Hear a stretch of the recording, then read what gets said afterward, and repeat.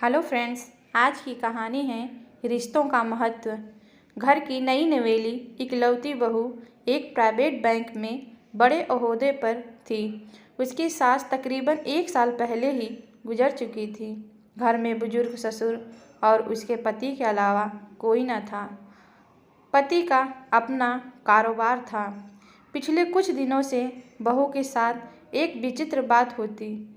बहू जब जल्दी जल्दी घर का काम निपटाकर ऑफिस के लिए निकलती, ठीक उसी वक्त ससुर उसे आवाज़ देते और कहते, बहू मेरा चश्मा साफ कर मुझे देती जा। लगातार ऑफिस के लिए निकलते समय बहू के साथ यही होता। काम के दबाव और देर होने के कारण कभी कभी बहू मन ही मन झल्ला जाती, लेकिन फिर भी अपने ससुर को कुछ नहीं बोल पाती।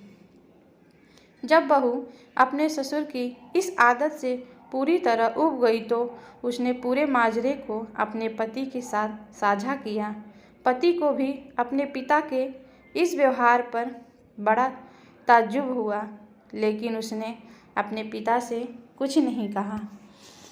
पति ने अपने पत्नी को सलाह दी कि तुम सुबह उठने के साथ ही पिताजी का चश्मा साफ करके उनके कमरे में रख दिया करो, फिर ये झमेला समाप्त हो जाएगा। अगले दिन बहू ने ऐसा ही किया और अपने ससुर के चश्मे को सुबह ही अच्छी तरह साफ करके उनके कमरे में रख आई। लेकिन फिर भी उस दिन वही घटना पुनः हुई और ऑफिस के लिए निकलने से ठीक पहले ससुर ने अपने बहू को बुलाकर उसे चश्मा साफ करने के लिए कहा। बहू गुस्से में लाल हो गई, लेकिन उसके पास कोई चारा न था। बहू के लाख उपायों के बावजूद ससुर ने उसे सुबह ऑफिस जाते समय आवाज़ देना नहीं छोड़ा। धीरे धीरे समय बीतता गया और ऐसे ही कुछ वर्ष निकल गए। अब बहू पहले से कुछ बदल चुकी थी। धीरे धीरे उसने अपने ससुर के बातों को नज़रअंदाज करना शुरू कर दिया।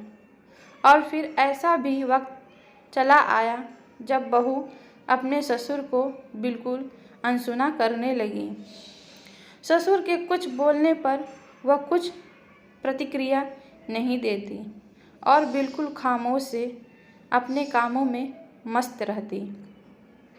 गुजरते वक्त के साथ ही एक दिन बेचारे बुजुर्ग ससुर भी गुजर गए। समय का पहिया कहाँ रुकने वाला था। वो घूमता रहा। छुट्टी का एक दिन था। अचानक बहू के मन में घर की सफाई करने का ख्याल आया। वो अपने घर की सफाई में जुट गई। तभी सफाई के दौरान मृत ससुर की डायरी उसके हाथ लग गई।